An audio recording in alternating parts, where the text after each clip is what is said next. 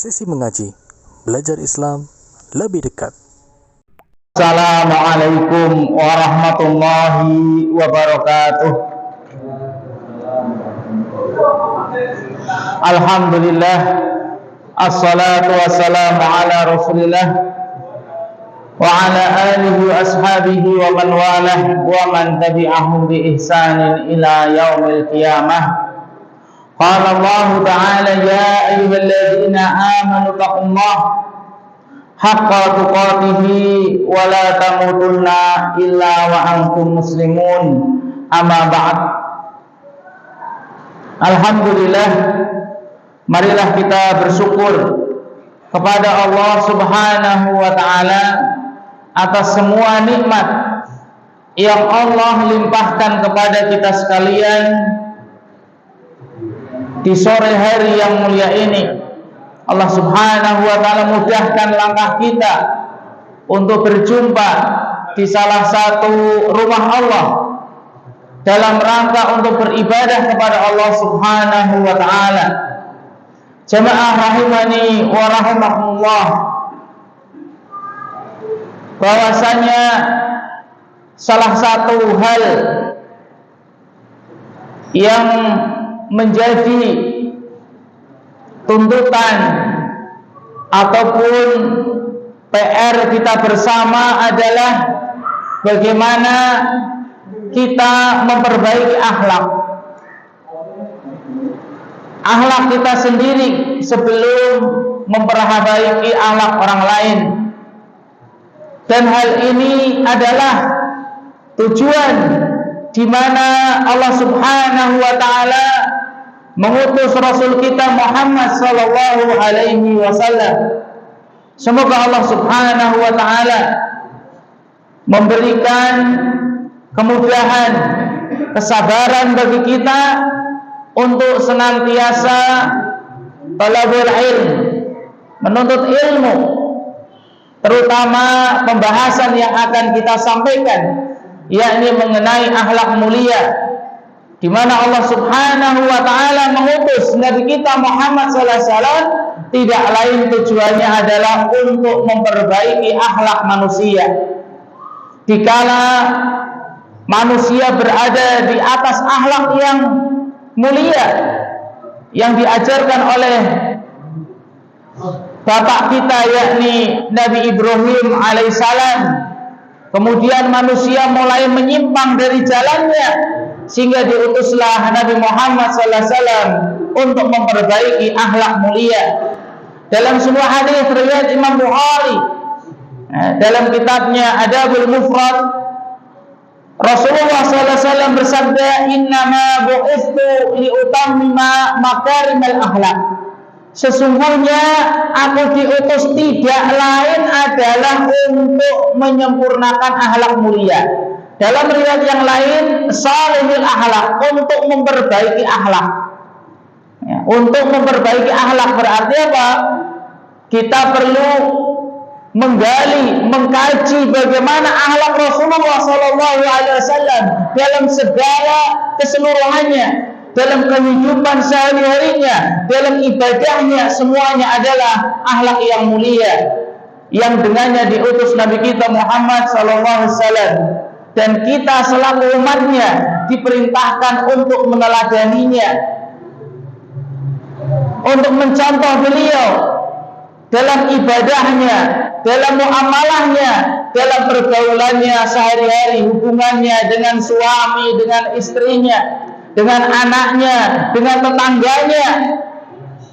Maka seandainya ada suatu hubungan antara suami istri, orang tua dengan anak, seseorang dengan tetangganya atau karib kerabat, kalau hubungannya tidak baik, berarti mereka salah satunya atau keduanya telah menyimpang dari akhlak Rasulullah Sallallahu Alaihi Wasallam. Sehingga perlu kita mengkaji bagaimana akhlak Rasulullah Sallallahu Alaihi Wasallam, bagaimana beliau berhubungan dengan istrinya, berhubungan dengan anak kecil, berhubungan dengan tetangga, karib kerabat, dan saudara. Ini hal yang penting. hal yang mendesak jika kita ingin dalam kehidupan sehari-hari kita berada di atas jalan Rasulullah Sallallahu Alaihi Wasallam. Dan di antara akhlak yang mulia yang dijelaskan oleh Syekh Abu Usamah Salim bin Id Al-Hilali hafizahullah ta'ala dalam kitab Nahwa Akhlak Salaf, contoh-contoh akhlak para salaf, ulama yang terdahulu dari para nabi dan rasul, para sahabat dan orang-orang yang mengikuti beliau. Beliau mencontohkan beberapa akhlak yang baik, di antaranya adalah asyidqu fil hadis, jujur dalam berbicara, terutama di bulan Ramadan. Ya, ketika seseorang berkata dusta akan merusak pahala puasanya. Terlebih lagi orang tua kepada anaknya, walaupun untuk tujuan kebaikan, akan tetapi hendaklah dia jujur untuk menyemangati anaknya. Ya, misalnya, nak, puasa tekan sore, mengko tak paringi arto, mangke tak tumbasne rasukan, tak tumbasne sandal.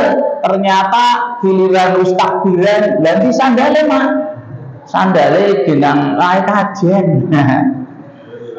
Ngapusi niki mboten jujur niki alam mulia sing kadang-kadang kula panjenengan selaku tiyang sepah apa dadi bahasa Jawa ya.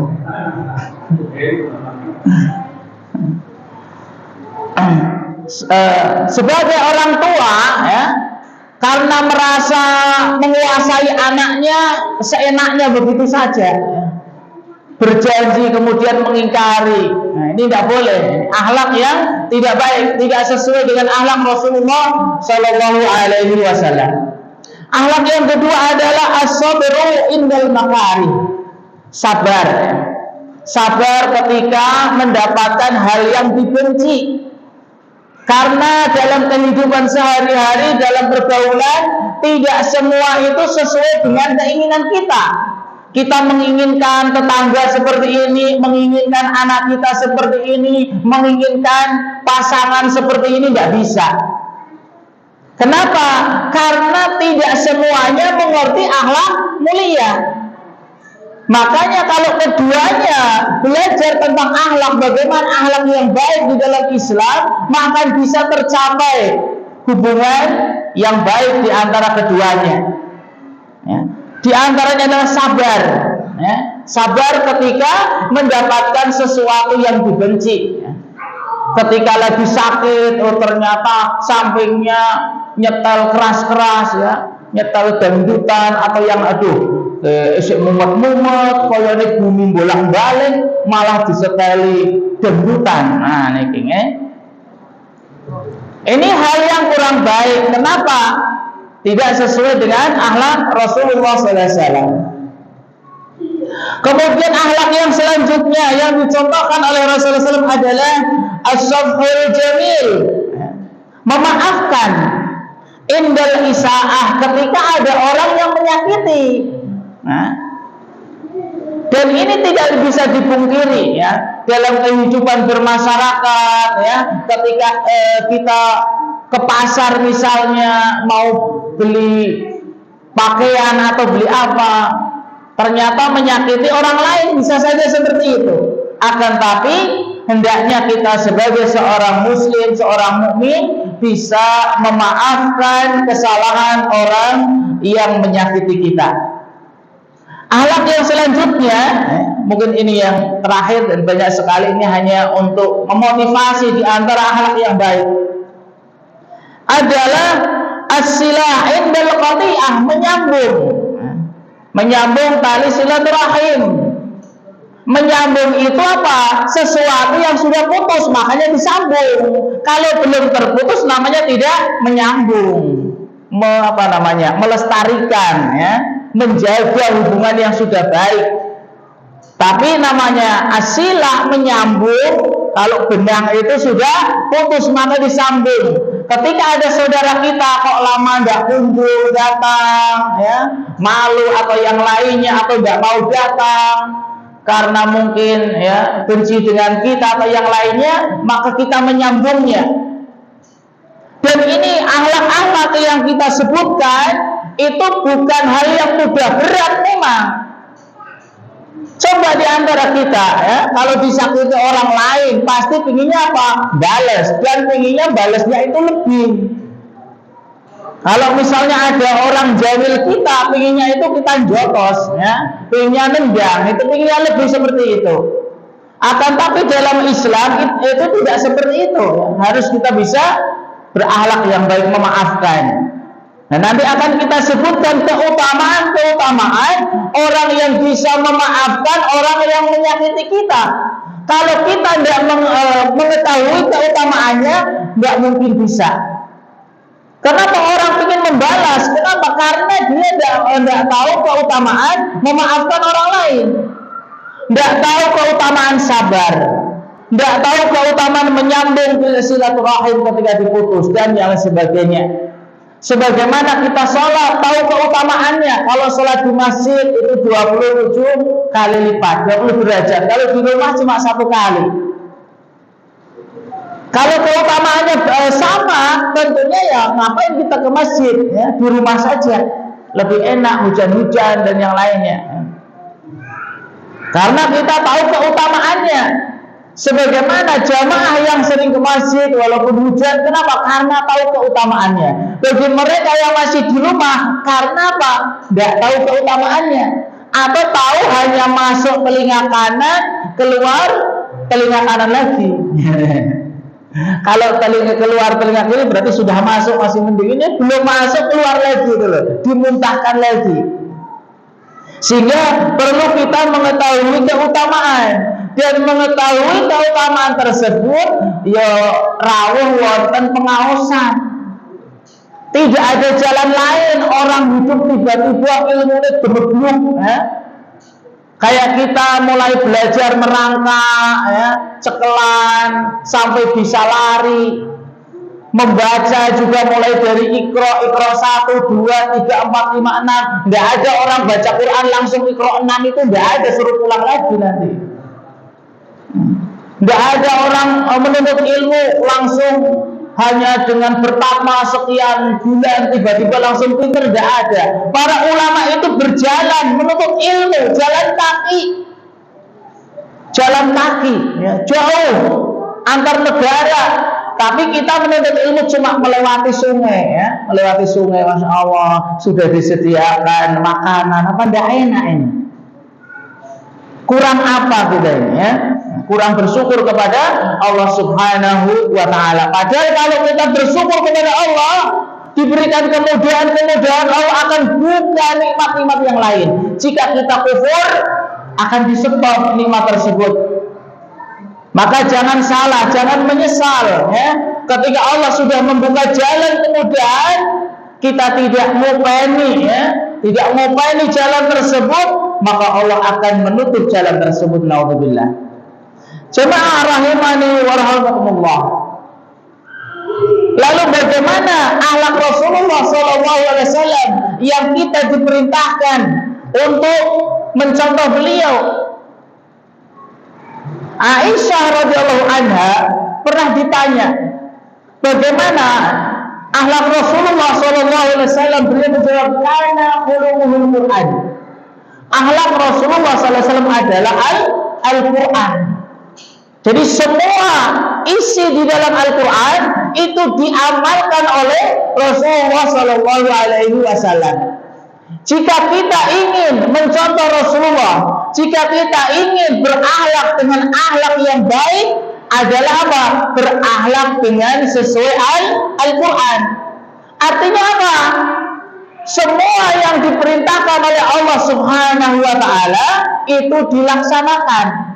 Allah memerintahkan sholat. Allah memerintahkan zakat. Allah memerintahkan akhlak mulia, berakhlak mulia.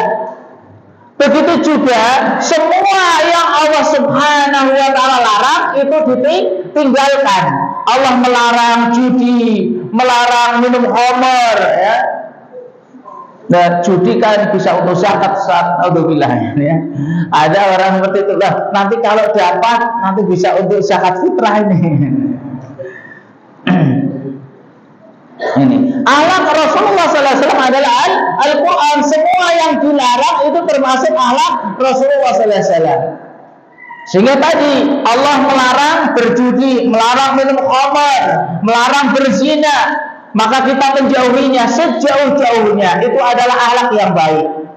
Sehingga kalau ada seseorang menyelisihi Al-Quran, berarti akhlaknya jelek. Karena yang kita ketahui, ya, yang kita ketahui di masyarakat, akhlak yang baik itu ya di masyarakat suka memberi, ya, terus kita harus sama orang tua berkata yang bagus, ya itu diantaranya. Akan tetapi secara keseluruhan, akhlak yang baik, akhlak Rasulullah SAW adalah melaksanakan perintah Allah Subhanahu wa Ta'ala dan menjauhi larangannya. Allah memerintahkan kita untuk bertauhid, menyembah Allah. Yang menyembah Allah berarti orang yang tidak menyembah Allah atau menyembah Allah juga menyembah selain Allah, berarti akhlaknya jelek. Begitu juga orang yang meninggalkan sholat, akhlaknya tidak baik. Kenapa? Karena menyelisih Al-Quran. Juga orang-orang yang beramal tapi tidak sesuai dengan syariat, itu juga apa? Akhlaknya jelek. Sehingga tugas bagi kita adalah sebagaimana diutusnya Rasulullah SAW untuk menyempurnakan akhlak mulia. Bagaimana sholat kita lebih baik, ya, yang tadinya baru 3 tambah 4 tambah 5, ya, biar sempurna. Yang sudah 5, ya, disempurnakan ke masjid.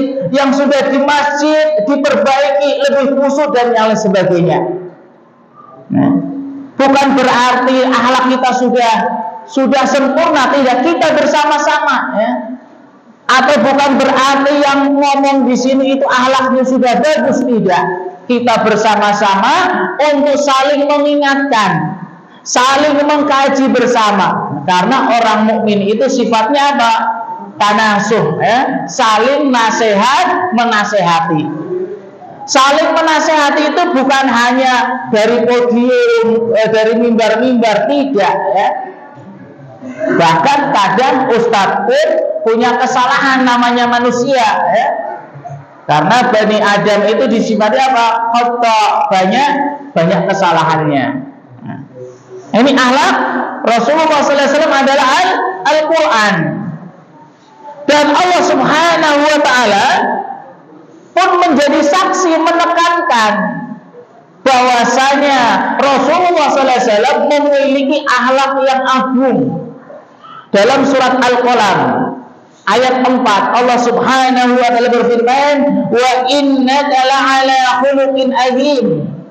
Ya, ini ada penekanan, benar-benar sungguh-sungguh engkau Rasulullah sallallahu alaihi wasallam la'ala khuluqin azim, berada di atas akhlak yang agung, akhlak yang mulia.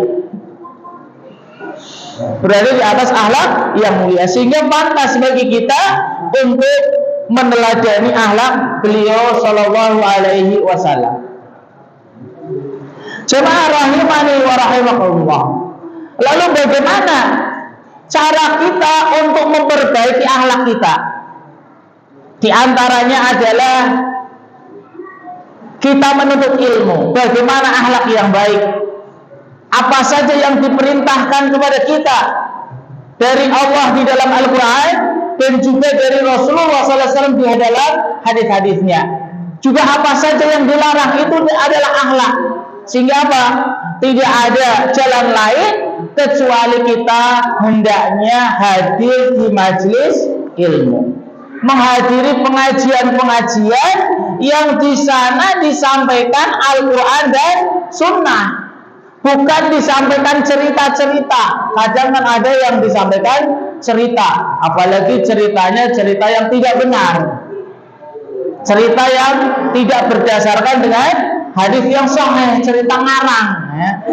cerita kancil nyolong timun, nah misalnya, atau yang lainnya, asal jamaah seneng, ya, asal jamaah seneng nanti biar diundang lagi. Kalau saya menyampaikan tentang bid'ah, tentang syirik, nanti besok tidak diundang lagi, ya. Padahal ini ahlak yang mulia, yang paling utama adalah tentang ahlak itu apa? Menyampaikan tentang tauhid, menjelaskan bahayanya tentang kesyirikan, pentingnya tentang orang yang bertauhid, orang yang beriman, itu dijelaskan ke masyarakat. Dan ini adalah PR, tantangan kita bersama tentunya ketika menyampaikan juga dengan akhlak mulia. Bukan mentang-mentang sudah ngaji langsung semena-mena ya seenaknya. Oh, kamu syirik, kamu di neraka tidak boleh. Oh, kamu celananya tidak cingkrang, bukan ahli sunnah, tidak bisa. Kenapa? Ilmu belum tersampaikan. Bagaimana dia paham sementara ilmu belum sampai? Dan kejahilan, ketidaktahuan adalah salah satu sebab Allah Subhanahu wa Ta'ala bisa mengampuni dosa karena belum tahu. Ya. Oleh karena itu sampaikan dengan akhlak mulia, dengan sabar, terutama didoakan. Sebagaimana Rasulullah SAW untuk mendapatkan akhlak yang mulia, akhlak yang baik, berdoa kepada Allah. Padahal Allah sudah menjadi saksi bahwasanya engkau itu akhlaknya baik, akhlaknya agung. Tapi tetap Rasulullah SAW berdoa. Dalam sebuah hadis Rasulullah SAW berdoa, Allahumma gfir dunubi wa khataya kullaha. Ya Allah, ampunilah dosa-dosaku, kesalahan-kesalahanku semuanya. Allahumma ana isni wajiburni, ya Allah, bangkitkanlah aku, semangati. Nah, kadang kan kita lemes ya, mau ke masjid ada lemes, males, ya itu manusia. Kalau orang tidak punya sifat males, berarti bukan manusia, malaikat ya. Manusia itu kadang lemes, lumrah, tapi apa? Ada caranya dalam Islam itu. Salah satunya apa? Berdoa. Kalau tidak bisa dengan doa yang sunnah seperti ini, ya basa Jawa, ya Allah kula paringono akhlak sing sae, kok lemes temen ya paringono kula semangat. Nah, semangat ngaji. Nah, senajan udan tetap mangkat, bangkitkan semangat, wajiburni lan dipun perbaiki supaya kekurangan-kekurangan yang ada ditambal. Siapa yang sempurna? Tidak ada yang sempurna. Semua kita ada kekurangan. Allahumma hdini li salihil a'mal wal ahla. Ya Allah, berilah saya petunjuk untuk memperbaiki amal. Jadi tidak boleh kita yang sudah ngaji ini tidak boleh, wah saya sudah benar ibadahnya, saya sudah benar imannya, tauhidnya. Jangan. Rasulullah itu bagaimana imannya, ilmunya dibanding kita, tapi masih minta petunjuk. Orang yang sudah diampuni dosa-dosanya dari awal sampai akhir, sudah dijamin masuk surga, masih minta petunjuk. Bagaimana kita? Makanya tidak ada orang yang sudah ngaji bertahun-tahun, ulama mengaku saya itu paling baik, tidak ada, hanya tuduhan saja. Tidak ada ulama kita mengatakan saya yang paling baik, selainnya itu salah. Tidak ada. Coba bongkar buku kitab-kitab mereka, tidak ada seperti itu. Yang ada hanya tuduhan-tuduhan orang yang tidak suka dengan dakwah yang benar. Sehingga perlu kita kesabaran, perlu menyampaikan kepada mereka kebenaran yang sebenarnya. Bagaimana Rasulullah SAW meminta kepada Allah, ya Allah, berilah saya petunjuk agar akhlak saya itu baik, amal saya itu lebih baik. Mulai dari sholatnya, bagaimana takbir kita, Allahu Akbar, benar enggak kayak gini itu ya? Apa satu lurus dengan ini, apa lurus dengan telinga, atau ke atas, atau ndak usah takbir, dicari. Nah itu sholatnya kok beda, tanya, dicari. Kita punya HP, tanya Mbah Google, sholat bagi ini bagaimana, dalilnya bagaimana, keluar semua nanti, mudah sekarang. Mudah ya, dipermudah. Kalau enggak, ini tanya dengan ustadznya, kok berbeda? Enggak apa-apa, berbeda enggak apa-apa. Selagi jamaah masih punya pegangan dengan Al-Quran dan Sunnah, enggak apa beda. Karena yang salah itu yang enggak punya pegangan. Dia salah, enggak punya pegangan, ngotot. Ini yang penting kelompok saya seperti ini, enggak ada. Karena nanti di akhirat akan ditanya. Di samping man rabbuka, Tuhanmu siapa, siapa nabimu, ilmumu dari mana? Orang yang tidak berpegang dengan Al-Quran dan Sunnah, mereka akan mengatakan sami'tun nasa yaqulu syai'an faqultuhu, aku hanya dengar manusia, kemudian aku ikuti. Tapi orang mukmin apa? Qara'tu kitabullah, aku baca Al-Quran, aku menghadiri kajian ya, di Masjid Al-Mahmudah. Nah, ini diantaranya sebagai hujah nanti, sebagai pegangan untuk menjawab pertanyaan Allah Subhanahu wa taala. Fa innahu la yahdi li salihha wa la yusarrif syai'aha illa anta. Tidak ada yang bisa memberi petunjuk, memperbaiki amal dan memalingkannya kecuali Allah Subhanahu wa taala. Tidak bisa. Berarti setelah kita berusaha menuntut ilmu, tahu kebenaran, juga minta kepada Allah. Karena hidayah taufik di tangan Allah Subhanahu wa ta'ala. Juga berdoa dari akhlak yang jelek. Ya Allah, anak saya kok lari nih kula kok akhlaknya kaya iki, ternyata kok nakalan utawi cokane kok nyolong kae nakono. Berdoa, ora tekan omah dikoplaki salah niki. Kula memperhatikan masyarakat seperti itu ya. Anaknya salah, apalagi masih namanya anak, enggak merasa dulu kita pun seperti itu. Ya, namanya anak. Ya dikasih tahu ini dosa, enggak boleh. Pernah enggak kita ngajak ke kajian? Pernah enggak kita menjelaskan bahwasanya mencuri itu dosa, dilarang oleh Rasulullah, dilarang oleh Allah, diancam masuk neraka dan yang sebagainya. Ya, diajarkan kepada anak, ya, diajarkan kepada anak. Di samping berdoa, kita juga berusaha untuk memperbaiki akhlak mulia. Kemudian selanjutnya akan kita sampaikan beberapa keutamaan akhlak mulia. Keutamaan akhlak mulia, ternyata akhlak mulia adalah akhlak penduduk surga. Jadi di surga itu tidak ada akhlak jelek. Makanya apa? Kalau kita masih memiliki akhlak jelek, tidak bisa masuk surga. Pasti di stop, belum, tidak boleh. Kamu cokane ngapusi, ojo mlebu masjid. Kudune urusane kowe karo tanggane selesaikan. Nah, mumpung kita masih di dunia, selesaikanlah masalah dengan tetangga. Supaya ketika mau masuk surga tidak di stop. Kamu masih punya hutang. Hutang apa? Saya tidak pernah hutang sama tetangga. Hutang ngapusi, hutang pernah mencuri, hutang pernah menyakiti, hutang pernah gelembungi. Nah ini semuanya itu hutang. Jangan hutang itu hanya uang. Itu nanti akan di stop nanti di kontoroh ya, di depan pintu surga.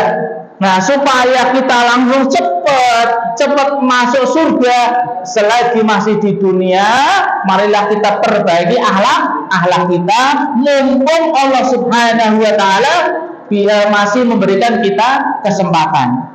Dalam sebuah hadis Rasulullah SAW bersabda, "Ana zaimun," saya itu menjadi penjamin, penanggung di baitin fi rabbil jannah, di tempat surga yang paling bawah, liman tarakal mura'a, bagi siapa yang meninggalkan sifat menipu.